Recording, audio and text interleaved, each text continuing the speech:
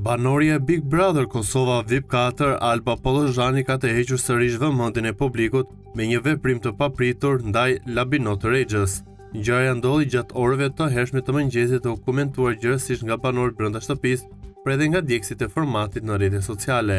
Alba kishte përgatitur një plan të cilin më herët e kishte përmendur duke ironizuar faktin se Labi sipas saj po bënte se hire brenda shtëpisë. Pikërisht këtë pretendim e vendosi ta kthente në një veprim konkret. Me pak miell në duar, Alba ju ofrua krevatit ku Labi po flinte dhe e zgjoi papritur duke i hedhur mielli në fytyrë, ndërsa shqiptoi edhe një fjalë që zakonisht lidhet me rituale apo prej të përdorur nga magjistarët. Por duhet theksuar se Labi është në një televotim së bashku me Ludon dhe me kushtrimin, e ndoshta kjo është një taktik e Albës për të mbrajtur ende në lojë Labin dhe duke mos e rrezikuar që të dalë nga shtëpia.